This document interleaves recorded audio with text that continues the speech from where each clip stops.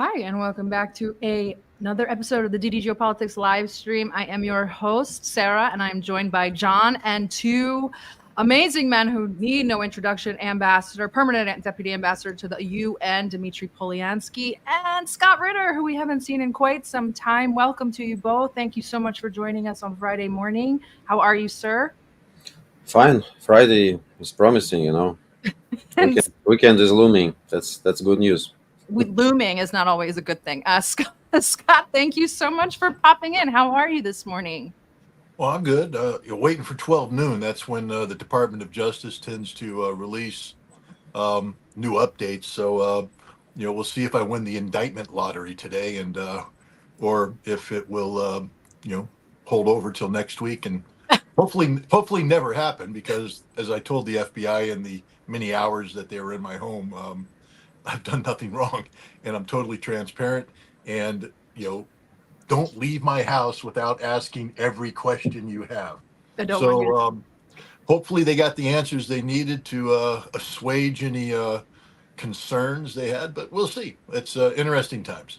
We are definitely going to talk about the craziness of the sanctions, but first we're going to talk about Zelensky, the craziness of Zelensky.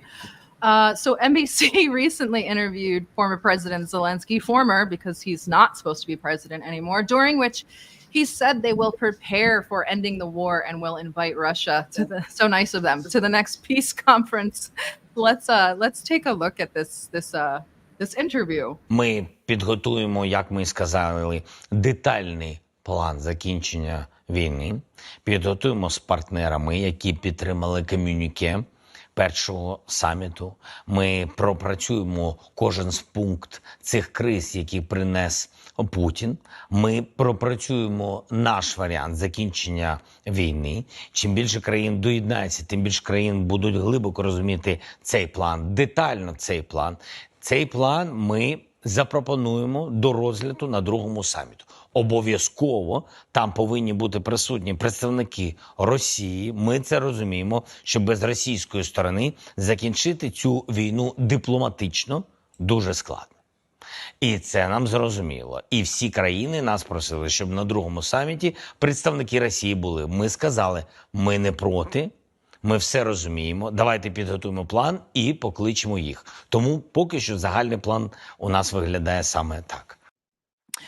Putin came back and said that the original plan that was sabotaged by Boris Johnson should serve as the basis for further peace negotiations, but the next peace summit is allegedly going to occur prior to the U.S. presidential elections, but Russian officials have agreed there's no negotiations while Ukrainian soldiers are still on Russian soil in the Kursk region.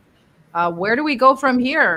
How does this kind of develop? Russia's pushing further into Ukraine, and Ukraine is pushing further north into Russia.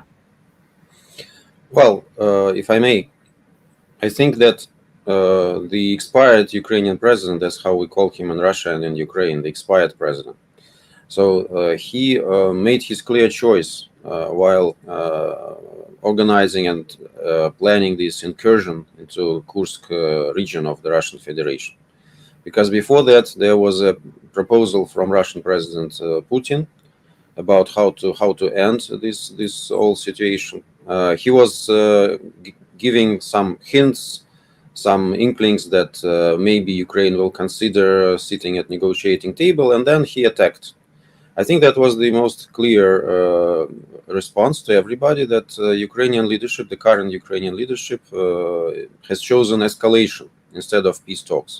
All these signals that Ukraine would be ready to see Russia at the table at the second summit. Let's not forget what is this second summit. It is in the framework of this so-called Bürgenstock process, which failed miserably at the beginning of June, I think, if I'm not mistaken. So this is based on the so-called Zelensky peace formula, which has been already acknowledged as nothing but an attempt to formulate an ultimatum to Russia. So, of course, we will not participate in this kind of endeavor, and we have made it clear to everybody, including the Swiss, which we are very eager to see us in Bürgenstock. And you remember that in this Bürgenstock meeting, instead of discussing the whole of Zelensky formula, so-called Zelensky formula, they picked up only three aspects of this, the least contentious issues. and they wanted to lure to this place as many representatives from the global south as possible. And but they made no mistakes. The attendance was very modest, and many countries didn't agree to subscribe to this declaration that was issued. Nevertheless, now the leader of the Ukrainian junta is trying to present the situation as if there is a continuation of this process, that everybody is ready to discuss his peace initiative, which is absolutely something that was not discussed even in Bürgenstock. Of course, it's wishful thinking. Of course, he's trying to show that Ukraine is ready for a diplomatic solution, but this diplomatic solution in Ukrainian eyes would be only in the framework of Zelensky formula, and if we have already rejected it. So what my president said about recently, remembering about Istanbul Agreement, which was initialed by the Ukrainian delegation and then rejected under the influence of Boris Johnson and the others. This was a very fair basis for an agreement, because it was solving the objectives of our special military operation by peaceful means. That is our preference. That was and is our preference. The president reiterated this again. But Zelensky rejected, and now Ukraine is in a much less favorable position, to put it mildly, than it was back in 2022. And you recall that in 2022, after there were the hints of this progress at the negotiation, as a gesture of goodwill, Russia withdrew troops from near Kiev and from northern regions of Ukraine. We did it voluntarily. Now Ukrainians want to present it as if they were chosen from these regions, which is absolutely not true. So what we have right now, we have absolutely different situation. We have Ukrainian front crumbling at the east, and they themselves have to acknowledge this. We have Ukrainian troops in a very little part of the Kursk region, and nobody understands what they are doing there and why they are there. So they squander the manpower, they squander the equipment and military equipment.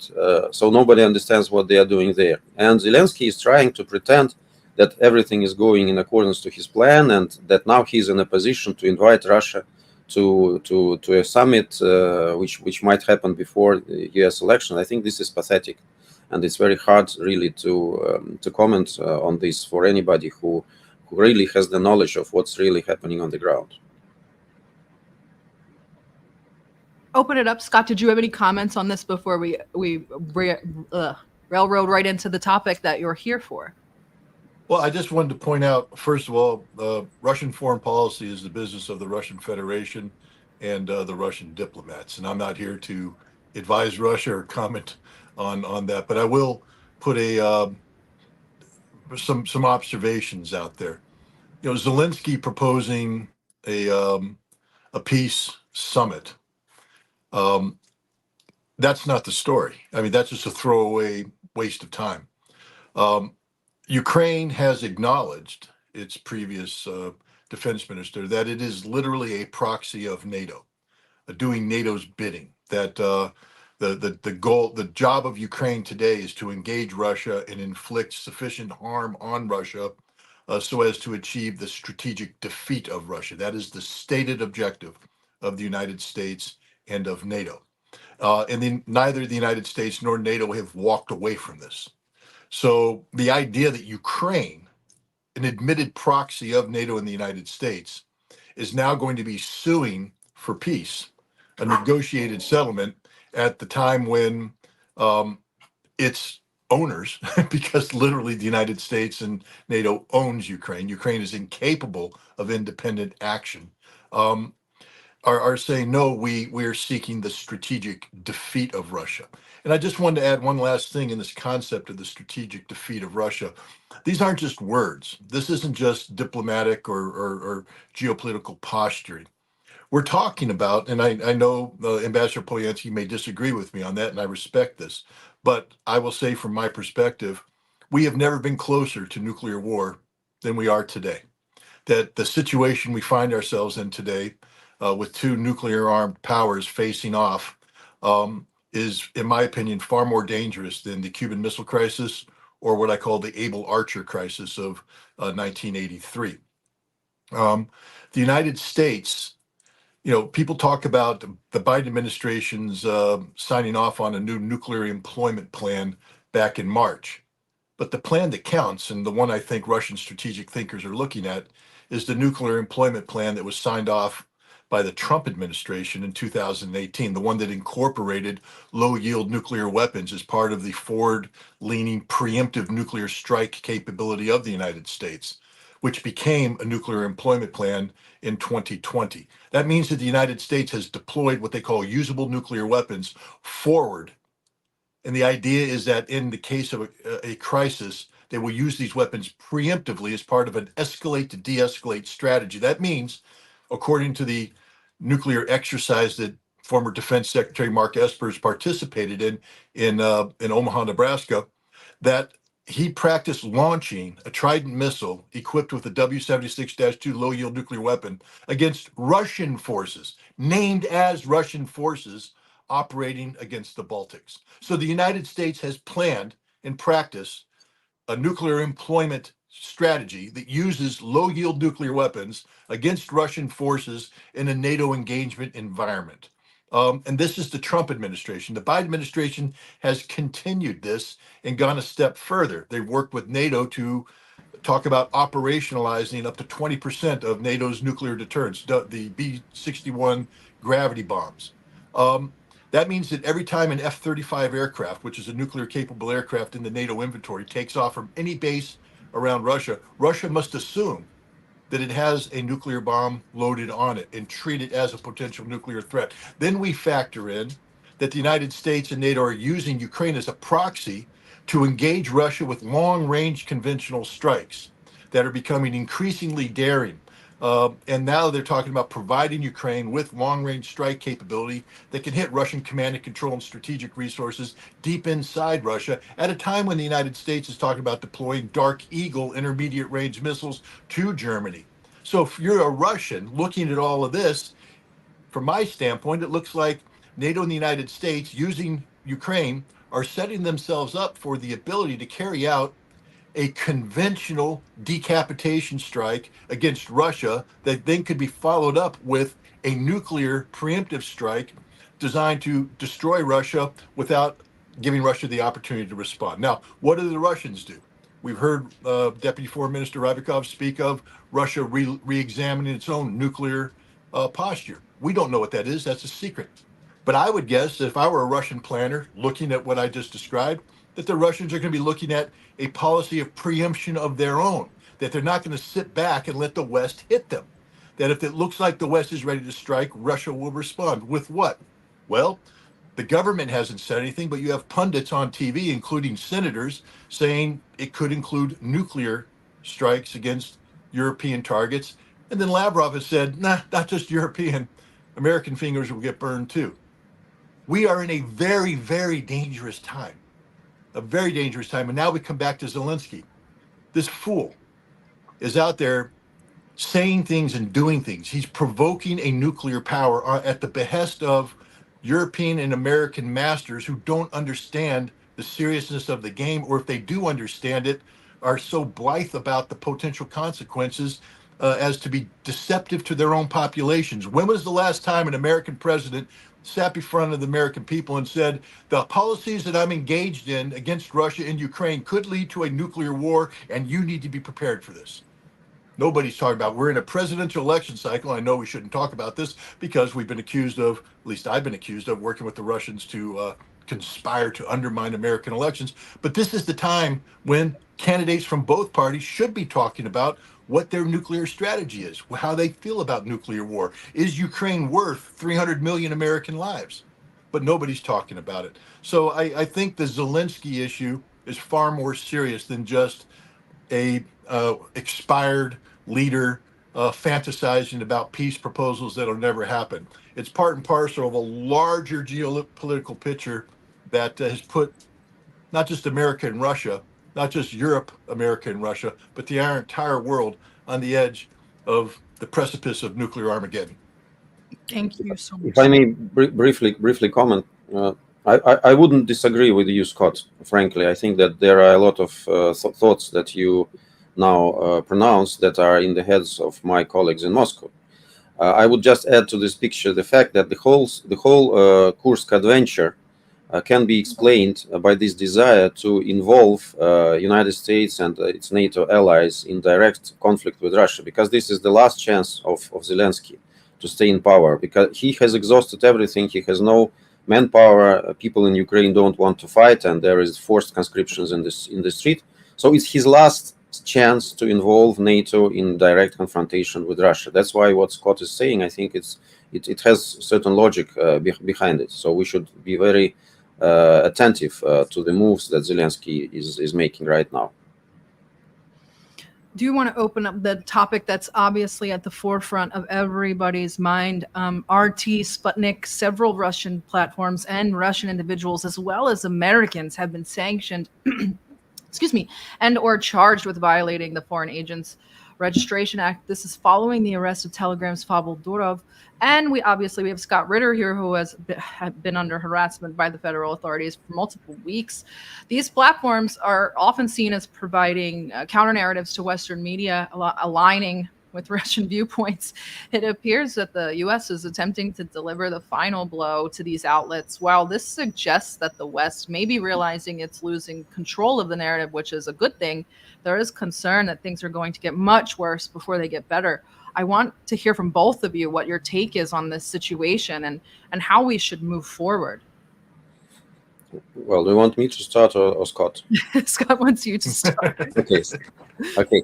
Well, frankly, from your statement, one can have an impression that this is something brand new that is happening, that it has never happened before. But we think it's a logical thing, because this witch hunt, which is about to begin, is something that is happening, I think, on the eve of last elections, and it was quite clear that at some point they will take this card of Russian alleged interference into election. They played these cards one election ago. They played these cards 2 elections ago. They tried to do it, and they absolutely have. This has, of course, nothing to do with reality. And I think that the allegations 2 elections ago that Russia was meddling in the election were debunked, and they were officially debunked. It all appeared to be as a hoax, but it serves to no avail, and these American propagandists are knowing only one way to try to intimidate the voters, to try to bring this boogeyman of Russia interfering into U.S. elections, and they are doing in the more and more clumsy way. So this time is the clumsiest that I remember, of course, because they want to accuse Russian media of interfering into U.S. election. And what Russian media is doing is Russian media is telling to the world the alternative position. It is telling the truth. And the U.S. authorities, of course, are not interested in Russian media telling the truth to anybody, including U.S. voters, to open their eyes. Censorship, political censorship in this country is in full swing. I know it because I live here. I think that term freedom of speech here in America is only a joke, really. What's happening here? You can only get alternative point of view if you browse through Telegram channels, through X, through some other social media. But if you switch on TV or read the newspapers, which I stopped to do a long time ago, then you immediately start to be brainwashed, and you immediately fail to get any information of what's happening in the world. And of course, in such circumstances, it's quite understandable that American citizens try to get alternative point of view. They try to find the sources of information where people actually tell them the truth. And that's why they choose Russian news channels. I know that RT is still very popular. Sputnik is still very popular. And this is, of course, salt in the eyes of U.S. administration. And they are now trying to very clumsily portray these Russian media as some tools of interference into the U.S. elections, forgetting, again, I repeat it, that all the previous claims about our alleged interference were already debunked several times, and there is no proof in previous cases. So they are now trying to create a new case, which will, I think, end up in the same baseless claims.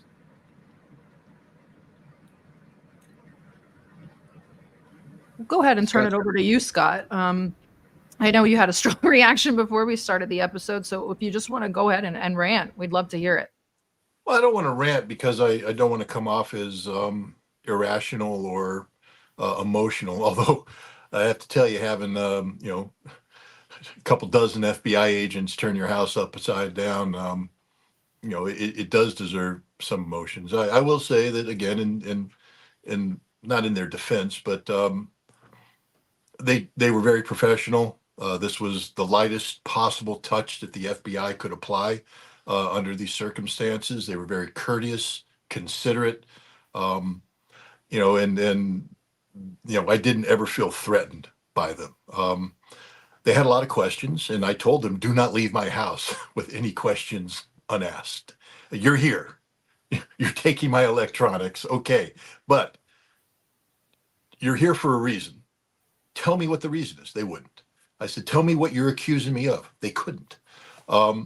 But I said, you clearly have questions. And so I spent hours answering every question they threw at me. And I told them, please don't leave this house with any questions unasked, because what I don't want to see is some sort of indictment coming down the road where you accuse me of things. Today's the day to get the answers, all the answers.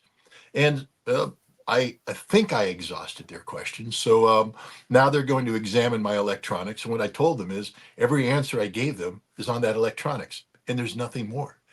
I don't know what they think they were going to find. Covert communications capability.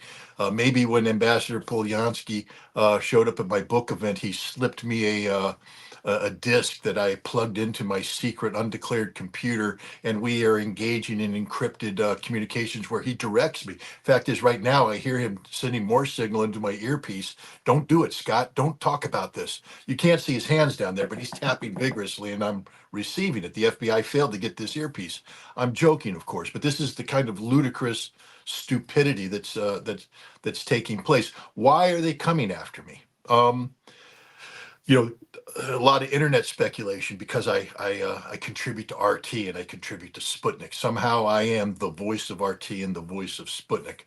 I'm very proud of the collaboration I've had with RT and Sputnik. It's been very professional, and I think that the product that I have produced, which is my product, they don't tell me what to write,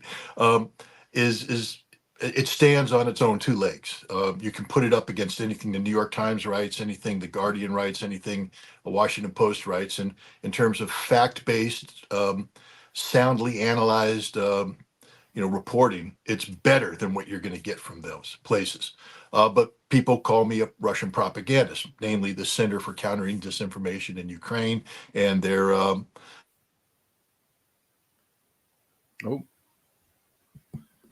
I hope this is not FBI hearing.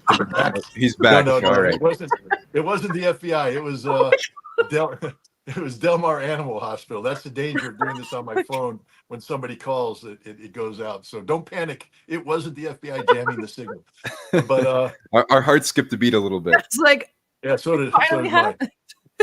Well, who knows? It may happen. If I don't come back, you know what it was. But the point is, it's not about the contribution. I mean, we live in a real world. When I write for Consortium News, I submit an article, and I get compensated.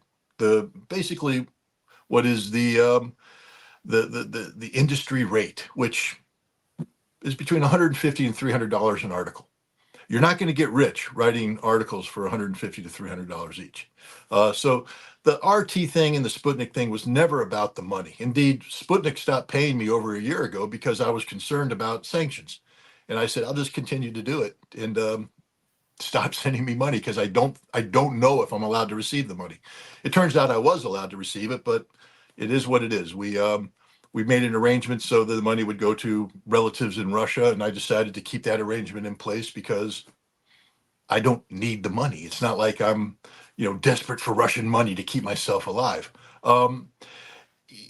The most important aspect of working with Russian media, and this is the part I want to emphasize, because people think it's a one-way street, that Russia is directing people like me to put out propaganda on behalf of Russia. That's actually the last thing that's taking place. I'm not going to deny that my worldview coincides in many cases with the Russian worldview. But that's not because Russia has trained me and dictated to me. It's because Russia's on the right side of history in this case. And the facts align where the facts will align and the truth will out. But again, that's not, for me, the important. I don't need RT for me to say what I have to say. I have a very successful Substack page. When I write things in Consortium News and other when I was writing for American Conservative, my articles were the most read articles in American Conservative. The articles I wrote for TruthDig won awards. So I don't need RT to echo my voice. Why would I pick RT in Sputnik? Because I'm an intelligence officer. I'm sorry, Ambassador Polyanskiy. I hate to admit that, but one of the key things you learn as an intelligence officer is to assess the questions. So when Russians ask me questions, I'm learning about the Russians. I'm literally learning about the Russians, about the way the Russians think. I'm learning about what's of concern to the Russians. And with the questions, you can look at the gaps. I can learn about what the Russians know and don't know, what they understand, don't understand. And to me, that's important, because my whole purpose for the last couple of years is to try and understand Russia from an American perspective. An American who goes to Russia and tries to absorb the Russian reality and then bring it back with me to the United States to better explain it to American audience, so that we have an inoculation to Russophobia. Because without people like me trying to do this, the American people are subjected to nonstop propaganda from a compliant Western mainstream media that's taking its marching orders from a government that doesn't allow Russia to have a voice at all. And that's what the suppression of RT and Sputnik ends up having in America. We eliminate the Russian voice, but it's not just them. The way this most recent round of sanctions are written is such that I don't even think I'm allowed to be interviewed by one of the sanctioned Russian entities, because the interview itself can be interpreted by the US government as a good or service, regardless of whether or not money is involved. If I sit down and do an interview with any of the sanctioned entities, that becomes a good. That is a thing of value to them. It doesn't matter that I don't get compensated. It's now a thing of value to them, and I am liable for that. So they have eliminated the Russian voice. And for me, this is damning, because going to Russia and meeting with these Russian journalists, first of all, they're great people. I mean, I have to say, they're really good people. They're not propagandists. They're not, Joseph Goebbels wannabes. These are real people who do the job of journalism. They take the job very seriously. Some of their military correspondents are the bravest people I've ever met. They go into the front lines to put their lives at risk to get the truth, just like people that, Seymour Hersh. I have tremendous respect for Seymour Hersh, his integrity as a journalist. I take that same level of respect and apply it to the Russian journalists. This is a crime what's taking place, but the real crime isn't just that you're silencing the Russian voice here in America. You're building a wall. And it's a wall that the United States doesn't want to be breached by the Russians. They took my passport. They took my passport because I was traveling to Russia to attend the St. Petersburg International Economic Forum.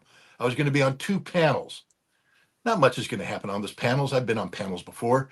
The most important things are going to happen is after the panel, when I meet with the Russian people, when I meet with the Russian officials, when I meet with the Russian journalists, and we exchange ideas, we talk, I get to know them.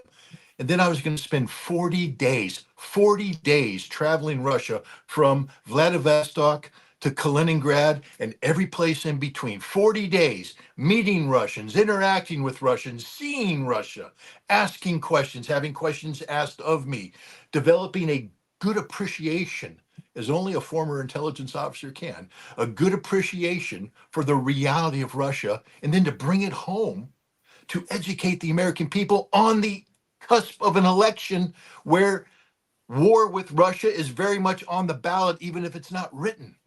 How do Americans challenge their authorities unless they understand Russia? This was what I was trying to do. And this is the greatest travesty of this whole stupidity that's taking place, because it's silencing the Russian voice, and it's making it impossible for well-meaning Americans. Again, I'm as loyal an American you're ever going to meet in your life. I'm as red, white, and blue as you can get. I love my country. I'm willing to die for my country, but I don't want my country to commit suicide. And wanting to be friends with Russia is not anti-American. It's pro-American, because the outcome of being friends with Russia is so much better than the outcome of going to war with Russia. And so this is my goal and objective. I'm not pro-Russian. I'm pro-American, but I want to understand Russia. And now they've denied me that opportunity, and they're doing it in a crude way. And I'll just back up what Ambassador Polyanskiy said. You know, an interesting thing about the 2020 cycle, I believe it was, the U.S. Indicted, I think it was Concord Management Company, the company out of St. Petersburg. They accused them of this whole troll farm thing. And they indicted a whole bunch of other Russians. Now, generally speaking, by indicting Russians, it's a meaningless indictment. Why? I mean, legally, because the Russians aren't going to come to America and defend themselves. So the Justice Department gets to load whatever crap, excuse my language, Mr. Ambassador, whatever garbage they want to into the indictment. They can stuff it full of speculation, wild accusations, baseless information. And because nobody's ever going to challenge it in a court of law, there it stands as a document released to the American public. And they go, oh my God, these Russians are the worst people in the world. Look at what they did according to the indictment. Concord Management went to court. And you know what happened? The U.S. government dropped the charges. Because as soon as Concord Management started pushing back in a adversarial process in the court, the government's indictment couldn't hold water, and they had to drop the charges. Look at who they've indicted so far. Again, knock on wood, they don't knock on my door, but who knows what the future holds. But I've said, I'm not going to run away from an indictment because I know I haven't done anything wrong, and I'll be their worst frickin' nightmare, because I will go to court and I will fight them tooth and nail over every aspect of this, because they're wrong, I'm right. I took an oath to uphold and defend the Constitution against all enemies, foreign and domestic, and the Department of Justice is the greatest domestic enemy of America today in doing what they're doing, these baseless charges. But Dmitry Polyanskiy and his wife have been indicted. He can't come to America. He can't come. So the indictment's going to stand. But if he came to America, I believe the vast majority of these charges would have to be dismissed right off the bat, because they're baseless. They're baseless. They've only indicted Russian officials who are in, or Russian citizens who are in Russia. They're not coming to America. So the indictment's going to stand. They haven't indicted a single American who can take them to court. Why? Because this isn't about the law. This is about perception. This is information warfare. This is the Department of Justice being politicized by the Biden administration to take down Donald Trump on the eve of an election that Donald Trump looks like he might win. And that's what's at play here. It's not the Russians that are interfering with the presidential election of 2024. It's the Biden administration and the Department of Justice that are committing treason, literal treason, by weaponizing our judicial system to target an American candidate for president. Unless people think that I'm a supporter of Donald Trump, I'll say it right up here. I don't like Donald Trump. I don't support Donald Trump. I don't support just about anything he stands for. I'm disgusted about much of what he's done. I think January 6th, while not an insurrection, was unconstitutional. I mean, straight up. Anybody who's sitting there going, well, Scott's just holding the Russian water trying to defend Trump. Nope. I also don't like Kamala Harris. My big thing is, don't give your vote away. Make them earn your vote. Stand for an issue. Make them earn your vote. Gosh, how American that sounds.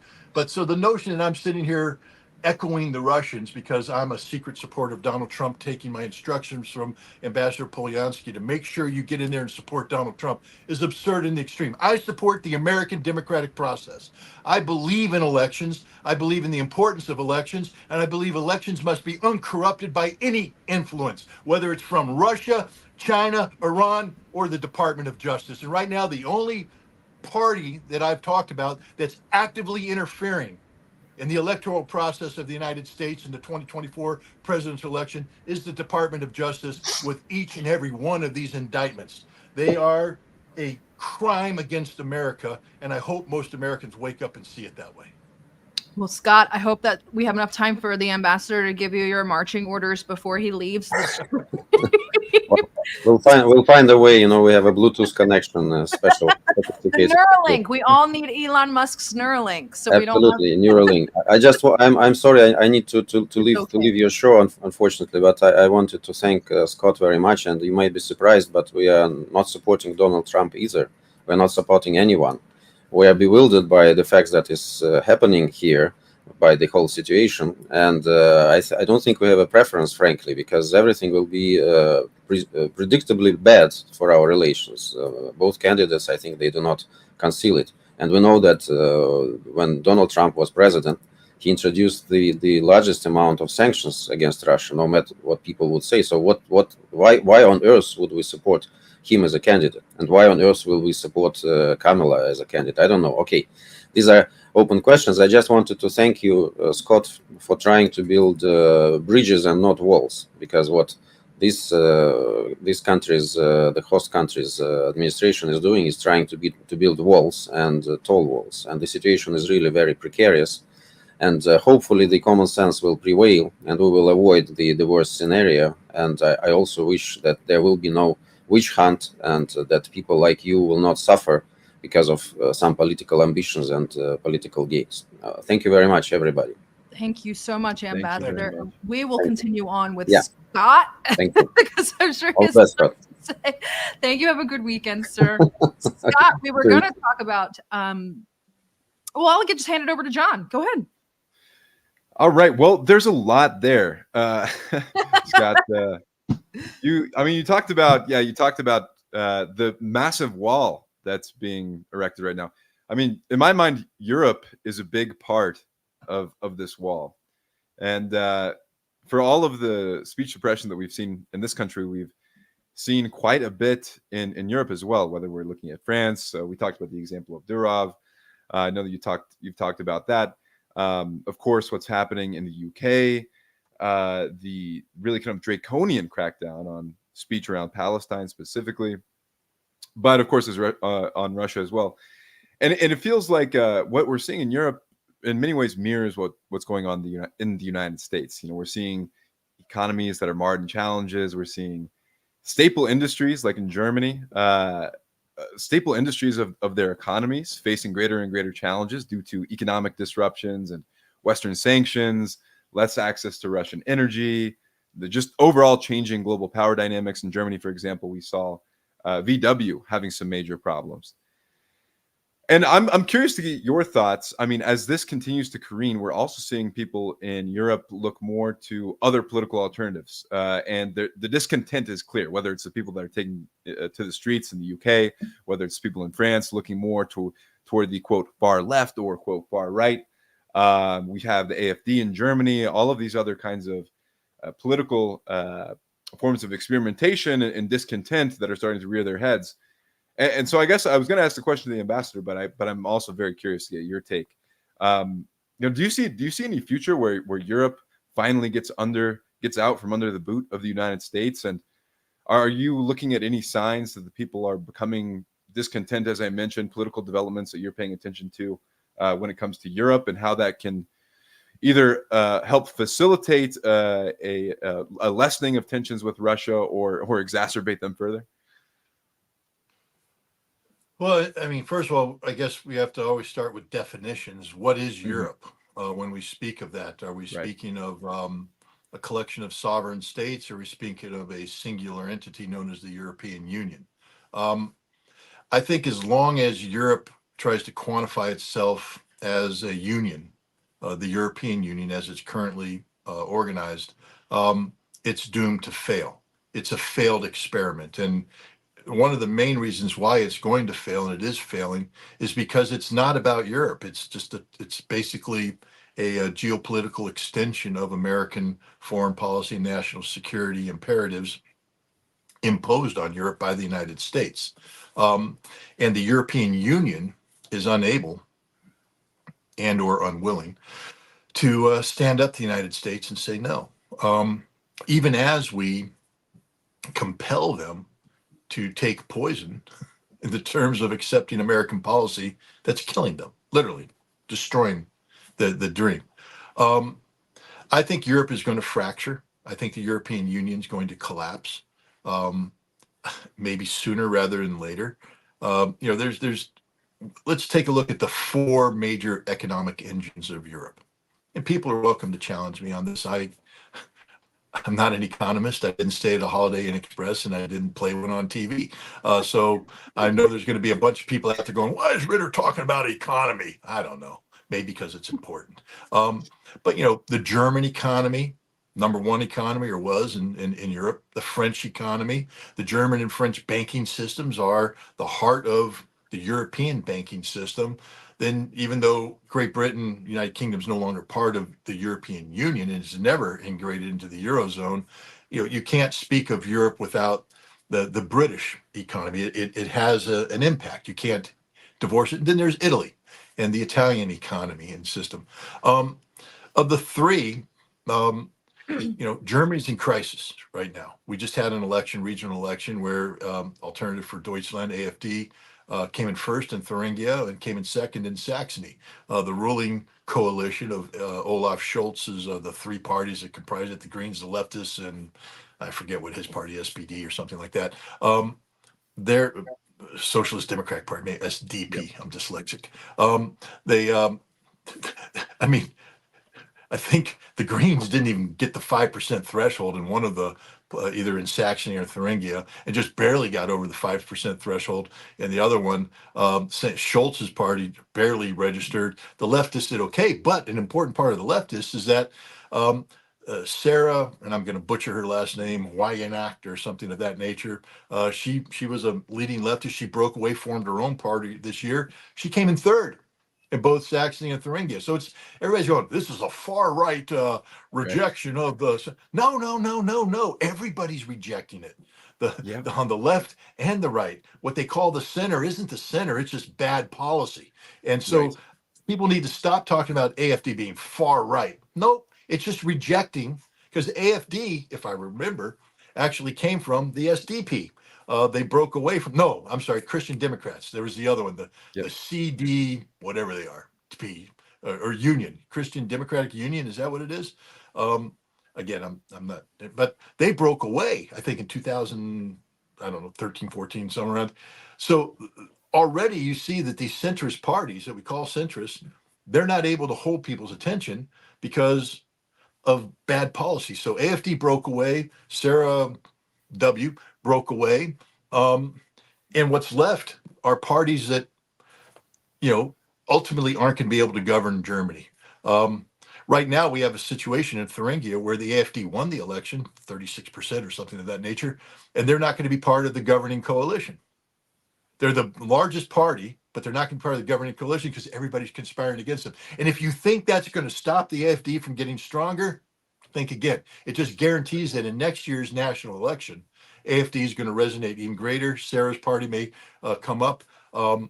Germany's in a lot of trouble. We already see that. Even this Scholz's coalition, which is very, pro-Ukraine, pro-war, pro-militarization, they're bankrupt. They got no money. And you mentioned, somebody hit it on the head, Volkswagen. They're going out of business. Why? Because of bad economic policy. Scholz and he sent, I think, Baerbock, is that her name, Baerbock, the foreign minister? Mm-hmm. Bear something, Baerbock. She went to China, and for all the Germans watching, I'm not being disrespectful, really. I'm just an American, and I can't pronounce my own last name. So I'm not being disrespectful. It's just it's my DNA, built-in ignorance. But she went to China, and they had what they called de-risking. They weren't trying to break relations with China. No. The Chinese are like, why are you trying to sanction us and break? No. We're just de-risking. We want to de-risk our supply chains. Well, what does that mean? It means we have to pull out of China because we're too reliant upon you. That means you're pulling out. No, de-risking. So de-risking was their policy. It's just trying to, spoonful of sugar helps the medicine go down kind of thing. But the industrial leaders, VW amongst them, went in there And they turned around to Baerbock and Schultz and they said, you guys do know, look at our ledger. We don't make money anywhere except China. We don't make money in Germany. We don't make money in the United States. We don't make money anywhere because of your stupid policies. Your energy policies are destroying us. Your sanctioning of Russia has, quadrupled our energy price. We can't afford to stay in business. The only thing that keeps us afloat, is China. And now you want us to come in and de-risk? To do that means the death of VW. It means the death of all these other auto industries and other industries. And the German, Schultz and Baerbock had to chew on that for a little while. And I don't think they've made the right choices because VW's going down. So is all of Germany. Germany is deindustrializing right in front of our eyes. And this will have political ramifications as well, because the reason why people are jumping to AfD and the Sarah W's party is because they're unhappy with the policies that are happening. James Carville said it in 1992, it's the economy, stupid. I mean, as much as we talk about Ukraine and we'd like that focus to be, we talk about militarization, it's the economy, stupid. If the German economy was clicking along on all cylinders, they'd be funding Ukraine till the day is done and nobody would be able to get in the streets about it. What puts people in the streets isn't bad policy in Ukraine. What people in the streets is bad economics. But when you have a bad economic situation, then you take a look at a policy that's pouring tens of billions of dollars into Ukraine in a losing conflict that doesn't make any sense. People start to question it. And then when you talk about the need to militarize your nation to stand up against Russia, some hypothetical war that'll be fought 5 years from now, and people are going, but we can't even pay our bills. And you're talking about Russian tanks coming in, and we tend to remember a time when we never talked about that. We remember a time when Russian energy, it wasn't that long ago, when Russian energy made our economy run on all cylinders. Why don't we have Russian energy anymore? Oh yeah, your bad policies, your stupid policies, you're bending at the knee at American pressure. You let somebody blow up the Nord Stream pipeline and they haven't done a damn thing about it. Excuse my language. But so Germany's out. France, Macron, I don't know what's going to happen. He just selected a prime minister that was, I think, on the number 4 or 5 party in terms of the election. The party that won the election tried to submit a slate, and apparently the French Constitution allows the presidency. No. And so he did this, but is this sustainable?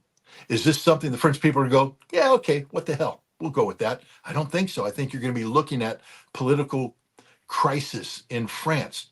Now, so you have France in crisis, Germany in crisis. Both of those are driven by economic crisis. And now we go back to one of the, if you remember Greece, when Greece had their economic crisis a little while ago, the French and the Germans were butting heads. The French are going, oh, be liberal with the money, be liberal with the money. And the Germans are saying, no, hold on to it, conservative banking principles. And they had this struggle. That struggle's been there from day one. And now you have Germany in crisis, France in crisis, and you're going to see this basic concept of what a central bank should be doing is going to fundamentally divide old Europe. That's all we're talking about right now, old Europe. Then you have England just collapsing through the nose right now. I can't wait to see Keir Starmer's budget and watch how quickly he gets punted out of office. And then you have Italy, Meloni. Everybody thought Italy, they're the weakest one. Turns out Italy might be the strongest one of all these people because they have relative economic stability, relative political stability comparing to everything else. But even Italy's always in a perpetual state of crisis because of the nature of the Italian parliament. But these are the 4 mainstays of old Europe, and none of them are healthy. Now we bring in new Europe, the insanity of the Baltics, the craziness of Poland. What the heck's going on in the Czech Republic? Slovakia, one guy thinks straight, he gets shot for it. Hungary, he gets, ostracized for thinking right. Bulgaria doesn't know which way they want to go. Romania is confused. Are we NATO or are we going to die? Are we going to live? We don't know. Then Greece, Albania, all the little Balkan states, Serbia causing problems there. Europe is the most unhealthy place in the world right now. It is literally a place where there are deep fractures that can't be papered over. And this war, if it continues, is going to widen these fractures. And then we haven't even talked about what happens if Turkey jumps ship. And of course, Turkey is about to jump ship. They're going to BRICS. They just said, we want to be part of BRICS. How does a NATO member square that? Well, they square it by saying, we've been trying to get into the EU for over a decade or so. And you don't want us, so we're going to BRICS. And if you treat us badly, we're going to take the second largest army in NATO with us. And when that happens, NATO is dead. So these two fundamental foundational institutions, the EU and NATO, are both unhealthy. They're on life support. And it's just a very, very dangerous situation, because when people are backed against the wall, they oftentimes opt for major escalations to try and divert attention. And right now, the point of escalation is Ukraine. And this is where we get into allowing Ukraine to use weapons to strike Russia in a way that may provoke a Russian nuclear response. Well, you went into some of the biggest economies in Western Europe, Germany, France, and the UK. And I see quite a mirror of what's happening in the United States, because what we're presented is this left-right dichotomy that tries to scare us back to the quote center, which is actually, as you said, just bad policy, right? And they do this, whether it's with Trump, the ambassador pointed it out, like why would Russia really want Trump, who's also been hawkish when it comes to Russia, who's also talked about when he was president, more and more weapons were flowing into Ukraine. I mean, this is really when the rush of weapons began flowing into Ukraine. There was also pieces in the New York Times that came out. I remember when Bernie's campaign was beginning to get steam in 2020, that started to say, no, Bernie, the Russians want Bernie. And so you have this, every impulse for kind of popular democracy, the populism gets funneled back to this quote center, which I think is just bad policy, as you noted.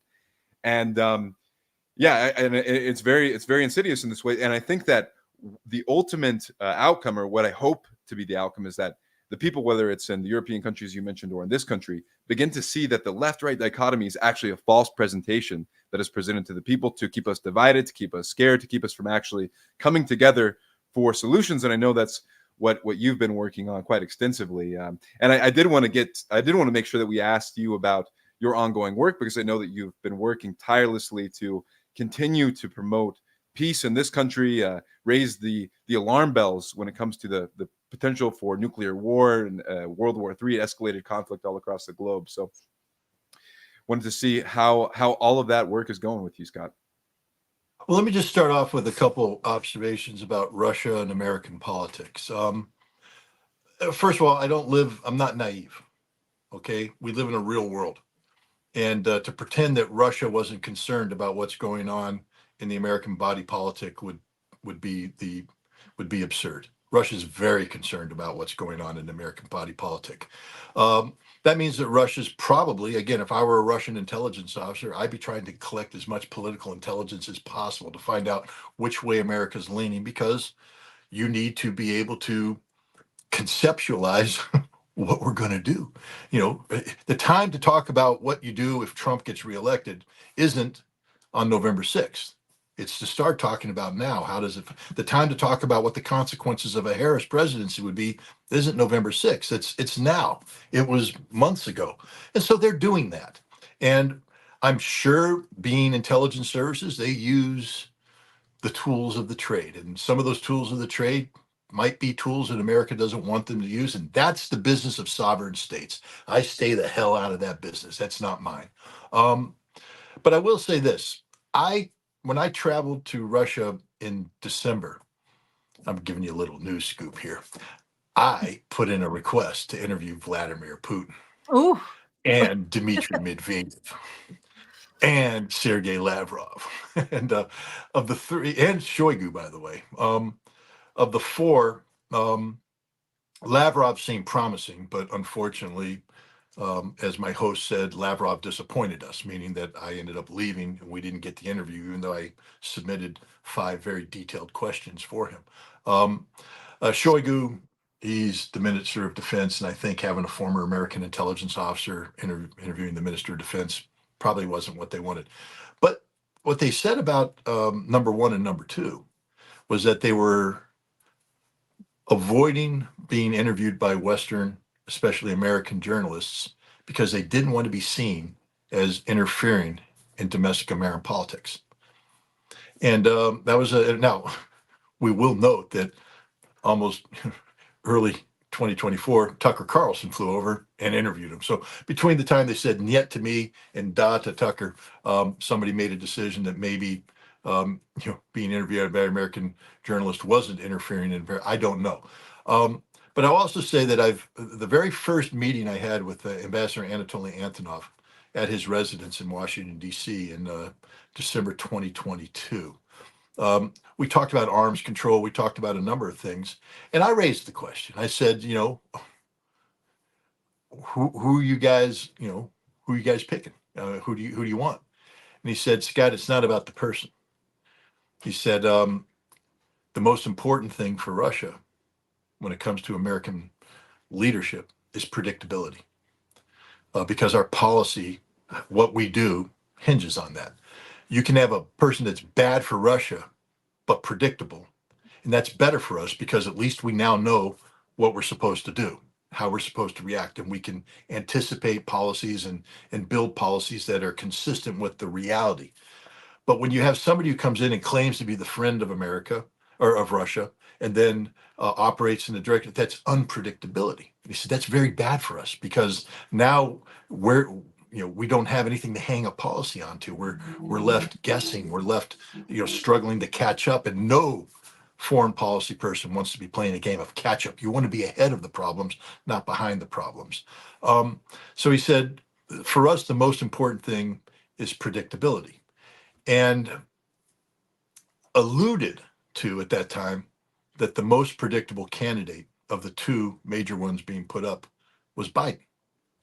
He said, we know that a Biden administration, a second Biden administration won't be good for us. It'll be very bad for us. But it's predictable. And therefore, we can build policies in response to that can stave off some of the worst case scenarios. We can try and get ahead of the worst case scenarios because Russia doesn't want war. Russia doesn't want to go to war. They want stability. And so so again, the Department of Justice just has this so wrong because they're stupid. They're stupid. You see, they don't want me talking to Anatoly Antonov. Why? Because I get this kind of insight. And then I report on it. And then people go, wait a minute, but the Russians aren't saying that. The Russians are saying something different. No. They don't want informed information. And this is the danger. In the very first meetings that I had with Anatoly Antonov was about how and they were done on my initiative. I mean, again, the FBI came at me. You went in there and you wrote an article about Russophobia after you met him. Yeah, he directed you to write that. I said, no. Then they showed me the emails, which they admitted they've been intercepting my emails for some time now. And again, for the FBI agents watching, I tried to help you guys. You showed me emails between me and the guy who responded to me after my meeting. But there's that email I told you about that I initially sent in, the request. It went to a different person. I can give you that email if you want it. I've given it to a number of reporters who have asked me about it. I'll give it to the FBI as well to save you the embarrassment of trying to indict me for something that you know the answer to. But I sent a request saying I want to sit down with the ambassador and talk about two things. One, the dangers of Russophobia. I had just, you remember the Wage Against the War Machine rally that I was invited to, disinvited to, invited to, and then disinvited to? And I wrote a speech for it, and then I published it. I called it the best speech I never gave. Mm-hmm. And the centerpiece of that speech dealt with the dangers of Russophobia. And now that was a speech that, I published it well before, but I think the rally was on February 19th. I met with Russians on February 21st, I think. But I said, I'm very interested in talking about Russophobia. So we had a conversation about Russophobia, and they brought me an article written by Anatoly Antonov. They said, normally we get these things published in the Washington Post and the New York Times, but they're not publishing us today. And I said, well, let me read it. Let me look at it. So maybe we can get it somewhere else. Maybe, I don't know, have you tried Nation? Have you tried Consortium News? And neither one of those panned out. I said, well, I actually, on my own initiative, I took it and I wrote an article absorbing this. I took one paragraph, put it up front, changed it around. And I sent it to him. I said, here's my article on Russophobia. I'm using your source. What do you think? And they went, all right, good job. FBI came back. That proves you're taking direction from the Russians. That proves that Anatoly Antonov is controlling. I said, I'm the one who requested the meeting. I'm a reporter. I have a source. I used the source. Get the hell out of my face. you idiots. Do you know what a free press is? Are you telling me the Department of Justice gets to define journalistic standards? Get the hell out of here. And free speech. You don't get to have any control over what I say, about what I say, and who I say it with. I mean, this is just adamant. Hopefully they'll back off on this one. But my point is, the other thing I talked about was I'm going to Russia, I told them. And I'm a little nervous because I'm a former intelligence officer. And I know you guys have a file on me this thick because I spent 2 years of my intelligence life in the former Soviet Union. And so you might be concerned why I'm going back to Russia, not at the invitation of the Russian government, by the way. This was my own initiative together with Alexander Zhiryanov, a good friend of mine who currently rotting in jail. The other thing I wanted to tell the FBI, if you think the Russian government's controlling me, the guy that I worked with to go to Russia is in jail. You know what he's being investigated for by the Russian government? Raising money to support the U.S.-Russian Friendship Fund and activities that he and I were engaged in. You see, apparently there's people in Russia that are worried about becoming friends with America the same way Americans are worried about me becoming friends with Russians. The idea that the Russian government is behind anything I do is absurd in the extreme. It appears that elements of the Russian government trying to shut me down, just like the Department of Justice is here. That's the crazy world we live in. Alexander Zhiryanov and I are trying to make peace, human to human, citizen to citizen. It has nothing to do with the government. It has to do with people who look at each other and say, I don't want to go to war with you. I want to be your friend. How do we make this happen? So he was inviting me over, and I was going to go on this book tour in Russia. And I just asked the ambassador, I said, I'm doing it. Could you please write a memorandum to your government that says Scott Ritter came to us and said he's going to Russia, and don't arrest him when he gets off the airplane? That was the purpose of the meeting with Anatoly Antonov. And that was it. And that's what I've been trying to do ever since. I went to Russia. I went on this book tour. It was a wonderful experience. I got to meet so many interesting people. I gathered a whole bunch of information, came back and started to write about it, to talk about it. And then Alexander and I agreed that it would be good for me to go in the wintertime to get a whole different perspective of Russia because, first of all, the time that I was in the Soviet Union, atheism was still the thing. Orthodoxy had been suppressed somewhat. Today, Russia is very much an Orthodox country. Or if you go to Chechnya or Tatarstan or other places, it's a Muslim country. But religion plays a very important role in Russia. So I went there over the New Year's and the Russian Christmas holidays, got to see Russia come to life in the wintertime. I went to Chechnya, got the tour of the imams of the big mosque. I got to meet Ramzan Kadyrov. That really pissed off a lot of people in the United States. I don't care. You know what? I met him. You didn't. I tell this to every guy that comes to me. Can you tell me what Ramzan Kadyrov thinks about X, Y, and Z? Isn't that your job? Aren't you an American government official? Aren't you paid to know this stuff? Guess who knows it? Me. Why? I met with him. You didn't, because you've built a wall. I built a bridge. It doesn't mean that I'm best buddies with him. It doesn't mean that I'm his tool. It means I know more about him than you do. And therefore, as an American who knows more about him than you do, I'm going to educate the American people about the reality of Chechnya as I experienced it, so they're empowered with knowledge and information to call bullshit to your bullshit. Again, I don't want to get you kicked off any place, but that's exactly what it is. I traveled to Crimea, to Kherson, Zaporizhia, Donetsk, and Lugansk. I met governors in 3 of those places. I guess I'm not supposed to, but I'm a journalist, so I can meet anybody I damn well want to. Right, FBI? You get that, don't you? I can meet anybody I want to because I'm a journalist. Get the hell out of my work. DOJ, buzz off. You don't get a vote. No vote whatsoever. So I went and I met them. I interviewed them. I captured this experience in articles that I published in RT, of all places. Was I directed by the RT to do this? Nope. I said, I'm publishing these. You're going to publish them. And they did. And then I put them on my Substack because here's the other thing about RT. You publish RT, it gets suppressed in the West. They shut it down. They don't let people read. So I published it on my Substack. It got a lot of traction, a lot of attention. If you read those articles, it'll give you a fresh alternative perspective of the reality of these places that you're not going to get anywhere in the West. The West doesn't want you to hear about this, to talk about this. And I have to say, the Russians didn't want me to talk about it either. It was very difficult for me to get into Crimea. Shoigu and Maria Zakharova were doing their best to keep me out of Kherson, Zaporizhia, Donetsk, and Lugansk. Not because they were afraid of what I was going to see. They thought I was going to die. They're like, we don't want him going to a war zone because he's stupid and he's going to try to get to the front line and talk to soldiers. They were right. And so we're going to keep him out so he doesn't die, because having him die right now would be not a good look. They're right on that too. But what they didn't understand is I don't work for them. With all due respect to all the Russian officials, I don't work for you. Never have, never will. I respect your laws. I'm not going to break your laws, but I had a job to do as a journalist. And Alexander Zhiryanov respected that, and he got me into these places, and I got to interview these people. Again, just to show you how extraordinary this is, under Russian law, senior officials like governors can't meet with foreign journalists without 2 weeks advance notice to get everything cleared. I met with these guys with less than 1 day's notice. Why? Because they understood the importance of me talking to them, the importance of me capturing this experience, the importance of me of bringing it back to America to empower people with knowledge and information. And we were going to build on this. I was going to go to Russia, as I told the ambassador, for 40 days. 40 days to have similar experience, going out there, meeting people, come back, and then have this rally in Kingston, New York on September 28th, where I'm going, the goal was to say, we don't need to go to war with Russia.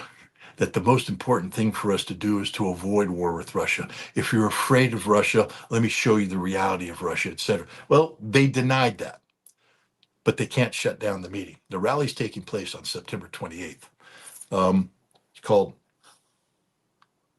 Operation Dawn. Yes, I made a challenge coin for it because I'm addicted to challenge coins. But Operation Dawn. Dawn stands for, and it's a question I asked the American public. I wrote the question, by the way. Ambassador Polyanskiy didn't dictate it to me. Neither did Ambassador Antonov or anybody in the Russian government. The premise of Operation Dawn is, what would you do to save democracy? There's your D. To save America, there's your A. To save the world by voting in November, there's your N. Dawn. It's a challenge to the American people, because the most existential issue on the ballot today is the one that nobody's talking about. And that's the fact that we are on the cusp of a thermonuclear conflict with Russia. It could happen at any moment, and nobody's talking about it. And so all I'm asking American people is to talk about it. Don't give your vote away. Don't say, I'm voting for Harris, or I'm voting for Trump, or I'm voting for Stein, or I'm voting for RFK Jr. Don't say you're voting for anybody, because once you do that, you're done. Once you say, I'm voting for this person, they don't care about you anymore. You're just a statistic that's locked away. Withhold your vote.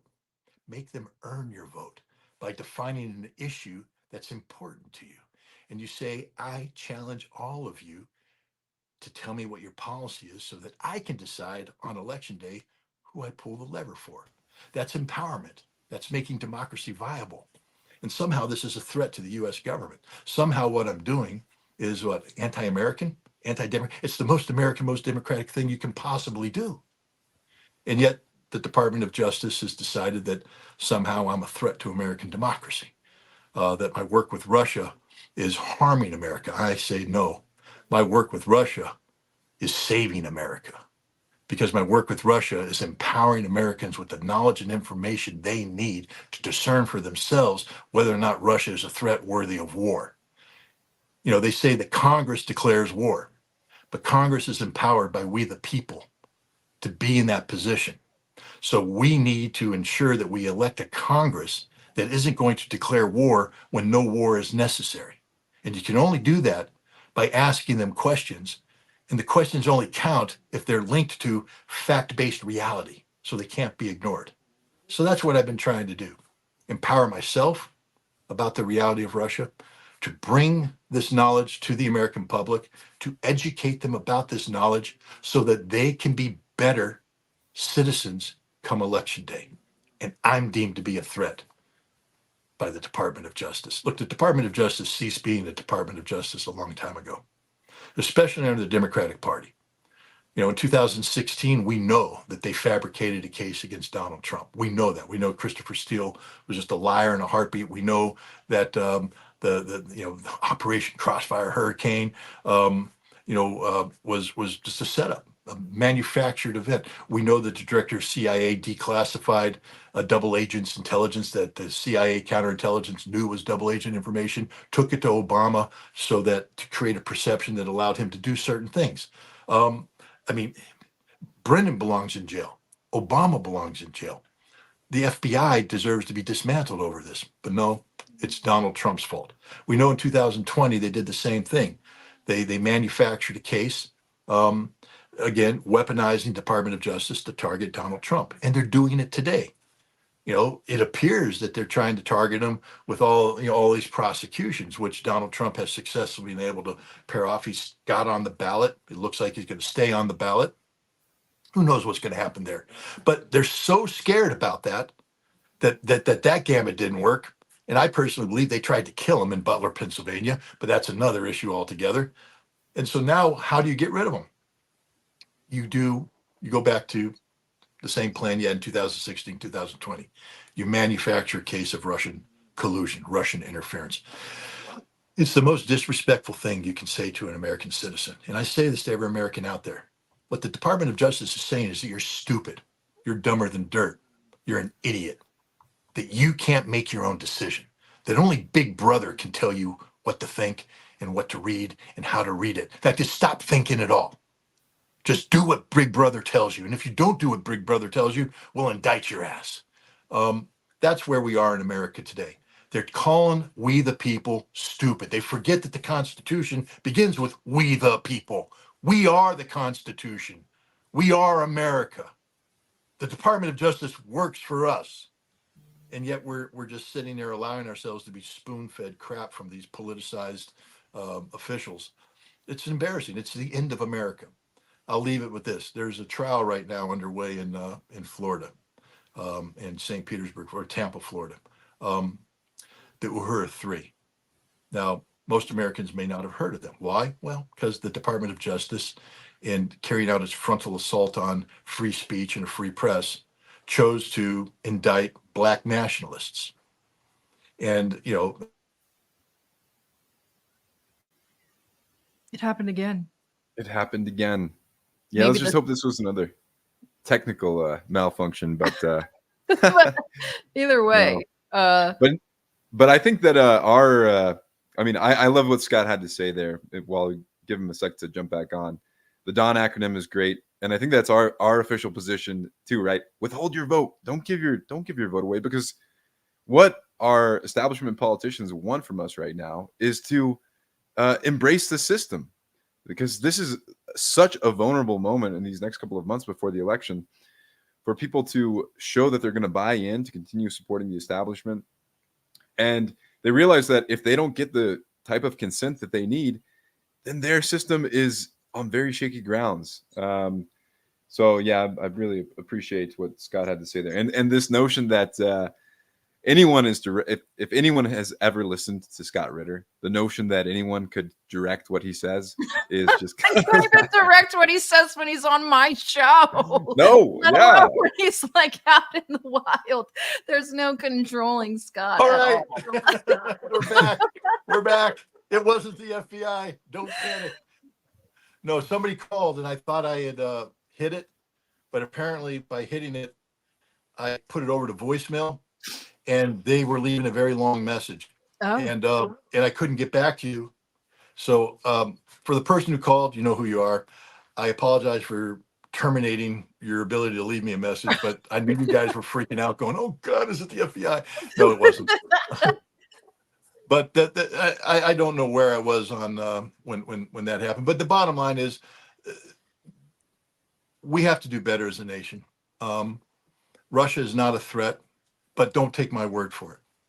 The best way to figure out that Russia isn't a threat is to empower yourself with knowledge and information about Russia. During the Cold War, I was a Reagan Republican guy, and I bought into it, man. The Soviets were the threat. I was preparing to go to war with them. We viewed the Soviets as the worst thing, since moldy bread. But we studied them. Never once did someone tell me, don't learn about the Soviets. Fact is, the CIA has something called the Foreign Broadcast Information Service, FBIS. And here I want to tell the Department of Justice, how stupid you are, how fundamentally idiotic you are. Because back in the Cold War, when we were really getting ready to hook and jab with these people, I know, because when you guys were drinking milk out of your mother's bottle, I was in the Marine Corps, sweating my ass off in 29 Palms, spending 24 hours a day, 7 days a week, 365 days a year, learning how to close with and destroy the Soviet enemy through firepower maneuver. All right? So don't pretend that I don't know what I'm talking about. We read the Foreign Broadcast Information Service. You know what it was?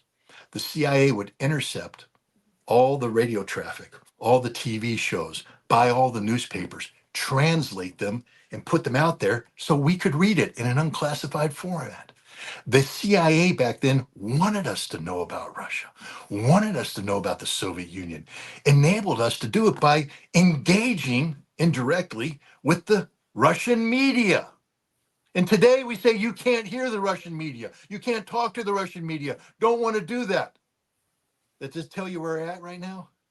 This is literally Orwellian in nature, the kind of brain control they're trying to put up. Anyways, I've spoken enough. I'm getting hoarse. It's yours. I was going to ask you your final thoughts, but I think you gave us all of them. What about you, John? Do you have any final thoughts?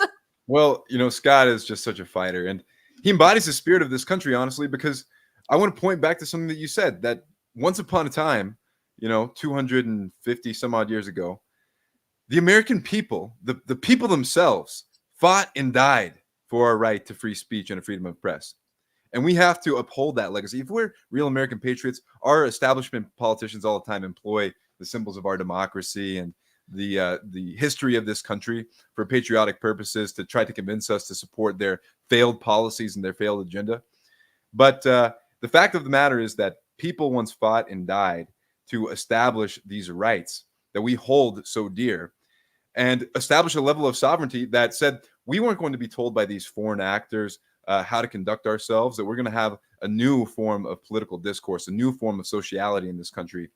And the fact of the matter is that the people in Washington, D.C., the major financial institutions which are guiding a lot of the illogical policy initiatives that we pursue, they're foreign to our communities. They don't have an vested interest in the American people. They're not concerned with the neighborhoods and the communities and at that ground level what Americans are going through right now. So at the end of the day, it's up to us. It's up to people like Scott. And so just salute you, Scott. Thanks for continuing to fight the good fight. And yeah, Sarah, what do you think? Well, I've been trying to get Scott on for 2 weeks. So it was fate that he hopped on and messaged me today. That was such a great awesome stream. Well, that's only because you had my controller coming on.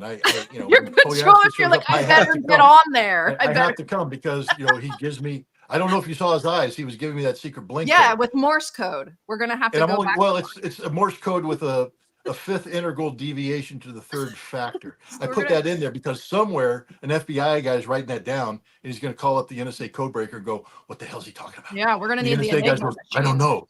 Is that a secret code?" And then they're going to employ a whole bunch of people to try and break an iBlink code that doesn't exist, and I'm going to laugh at them. And there you have it.